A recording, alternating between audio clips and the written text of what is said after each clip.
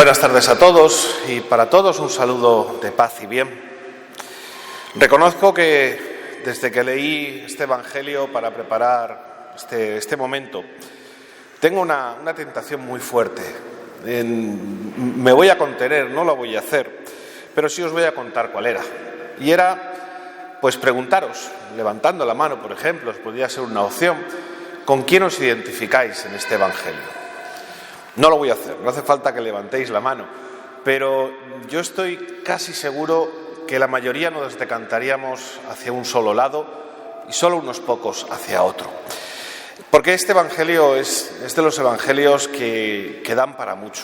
La verdad es que hay que decirlo de esta manera.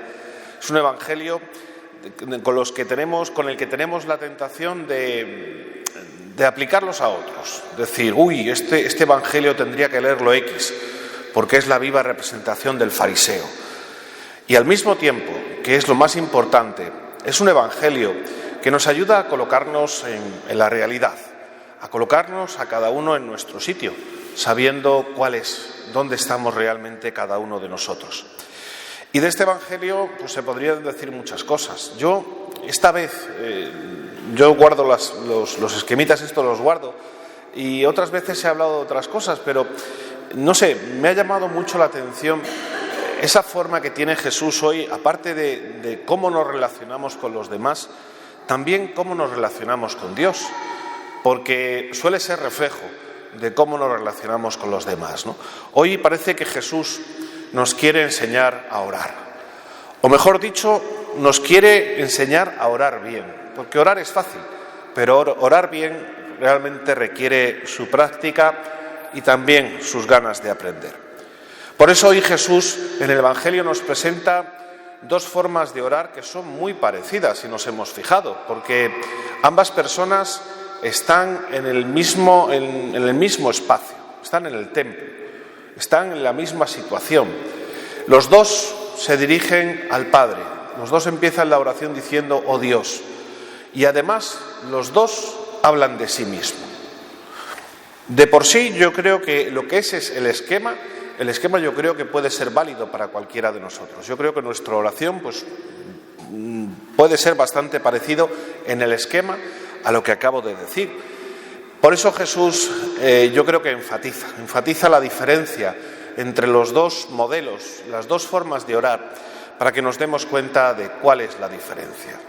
Y lo hace pues un poco de forma caricaturesca, si me permitís usar esa palabra. Lleva los ejemplos al extremo para que realmente nos demos cuenta o nos ayude a evaluar nuestra propia forma de oración. Por un lado, presenta al fariseo, esa persona que era para el mundo judío una persona creyente, una persona que quería vivir la ley en todos sus aspectos. Era una persona fiel, una persona que quería ser cumplidora, una persona que conocía la ley. Esa es un poco así la imagen general de lo que era un fariseo en la época de Jesús.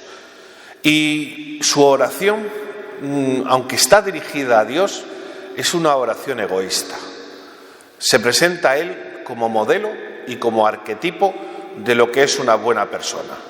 Gracias, Señor, porque no me has hecho como los demás. Ladrones, mentirosos, no sé qué, no sé cuánto yo. Yo soy el bueno, yo soy el que sabe hacer bien las cosas. Gracias, Señor, por hacerme tan genial. Es una oración que está ahí, es una forma de orar. Y por otro lado, Jesús presenta al publicano, que en aquella época también nos ha quedado bastante. El publicano era un pecador, era una persona, un pecador social, porque era una persona que, como sabemos, su forma de ganarse la vida, de enriquecerse incluso, era colaborando con el enemigo invasor. Cobraba esos impuestos, nada tienen que ver con los impuestos de hoy en día, con esos tributos que había que pagar a Roma. Y de ese dinero que recaudaba, él se quedaba una parte. Ese trabajo era muy mal visto religiosamente y socialmente por los judíos. Era un trabajo que había que hacer todos los días, incluso los sábados. Eran personas que se dedicaban a ello, no se dedicaban tanto a la religión como el fariseo, sino que su trabajo era buscarse la vida como cualquier otro, en este caso de una manera tan particular. Por eso los publicanos, por todo eso, tenían esa connotación de ser pecadores públicos, ¿no? Y la oración de este publicano, pues la hemos escuchado, también se presenta ante Dios, pero se presenta sin saber qué decir. No tiene preparado un discurso, no tiene preparado nada, no sabe ni cómo mirar hacia donde está el Señor. En el templo recordemos que en la cabecera estaba el Sancta Sanctorum, donde estaba el Arca de la Alianza.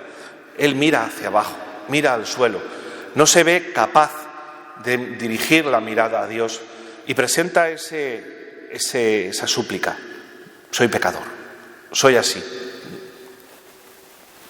Nada más. Esa es la oración, que por cierto es una oración muy bonita, todo hay que decirlo. Pues con esos dos modelos que Jesús nos presenta y desde esa caricaturización de lo que es la oración, es ya de por sí una lección para que nos preguntemos sobre cómo es nuestra oración. Y además, sin caer en la caricatura esta vez, yo creo que es muy real y muy cercano a la realidad cotidiana. Detrás de la oración hay una imagen de Dios y hay una imagen de los hermanos. Y como me relaciono con los hermanos, así me relaciono con Dios. Si yo soy una persona que me considero buena, que me considero que hago las cosas bien, que soy, ¿por qué no?, mejor que otros, entro en una relación con Dios diferente y acudo a un Dios que es, no sé si la palabra correcta sería funcionario o empresario, no lo sé, pero por ahí va la idea. Yo me acerco a Dios y mi oración hacia Dios es la de: yo soy el bueno y porque yo lo valgo, como decía aquel anuncio, tú, Dios, me tienes que dar. Y punto. Todo lo que yo pida me lo tienes que conceder. Es ese Dios genio de la lámpara que concede deseos. En cambio, la otra forma de orar habla más bien de una relación con el Abba, con ese papá Dios que Jesús nos presenta. Un padre, lo hemos escuchado en la primera lectura, que no es justo, por así decir, no trata a todos por igual, quiere a todos por igual, eso sí, pero tiene una predilección por los pobres, por los marginados, por los excluidos, por los pecadores. Y relacionarme con ese Dios que me quiere porque soy pecador hace que vea en mis hermanos un objeto también para ser querido, porque ellos, como yo, también soy pecador y yo no soy mejor que ellos. Y si Dios se comportara de otra manera que no fuera desde la misericordia, para mí sería el fin. Por eso mi oración será humilde y mi relación con mis hermanos será de igualdad, porque juntos buscamos las maneras de responder al amor de Dios. Por eso esa forma de orar para mí sí me parece un tema interesante que deberíamos revisar. Para Jesús está muy claro cuál es el esquema, no solo en este Evangelio, sino cada vez que habla de la oración nos invita a que veamos a ese Padre que nos ama, que nos quiere y que nos perdona. Y como digo, para Jesús está claro. La pregunta importante para nosotros, por lo menos para mí hoy, es si eso está también claro para nosotros. O sin querer, o lo que sería peor, queriendo, nos acercamos mucho más al fariseo que al publicano, partiendo del hecho de que yo creo que no hay blancos y negros, hay muchas tonalidades de grises y hacemos cosas bien, y las cosas que hacemos bien tenemos que valorarlas, al igual que aprender de nuestros errores. Por eso estaremos siempre entre media de los dos, pero al mismo tiempo eso ya es motivación para fijarnos que no nos vayamos escorando demasiado hacia el lado del fariseo especialmente, y también hacia el otro, porque el publicano, seguramente incluso el de caricatura, es una persona capaz de hacer cosas buenas. Por eso a mí me surgen hoy, a raíz de esta pregunta principal de si está claro para nosotros, a mí me surgen preguntas, son las mías, os las comparto, por supuesto. Lo ideal sería que también nosotros nos preguntáramos, por ejemplo, de si realmente aceptamos la voluntad de Dios, aunque no sea lo que yo quiero, sino que es lo que Él me pide, que son cosas a veces diferentes. Aceptamos que a veces Dios aparentemente se calle y no nos diga nada. Nos cabreamos con Él cuando le pedimos cualquier cosa, a lo mejor incluso egoísta, y no nos contesta y no nos concede lo que le estamos pidiendo. O nuestra relación con Dios es otra. Por eso es un tema importante, porque yo estoy convencido de que la oración no es solo enorgullecerme, como dice Jesús, sino que la oración es un encuentro de corazón a corazón, mi corazón con el corazón de Dios. Por eso es importante, y para mí es la invitación que me surge al leer el Evangelio de hoy, a que revisemos nuestra forma de orar. ¿A quién le estamos orando? Porque Dios está en todas partes, sí, pero Dios no es todo. Dios no es ese genio de la lámpara. Y si yo me dirijo al Dios genio de la lámpara, me voy a encontrar hablando al vacío. En cambio, si busco hablarle al Abba, a ese Padre de Jesús que tanto me quiere, mi oración va a ser escuchada. Por eso decía al principio que no es solo cuestión de que oremos, sino de que aprendamos a orar bien.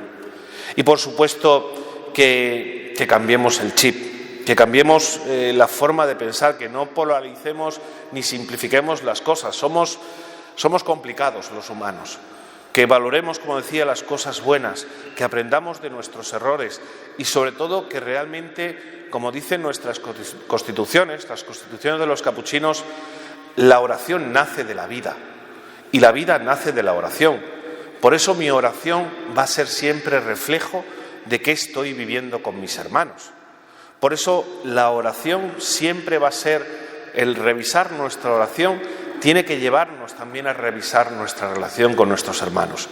Porque cuanto más mejoremos la relación con el hermano, vamos a mejorar la relación con Dios.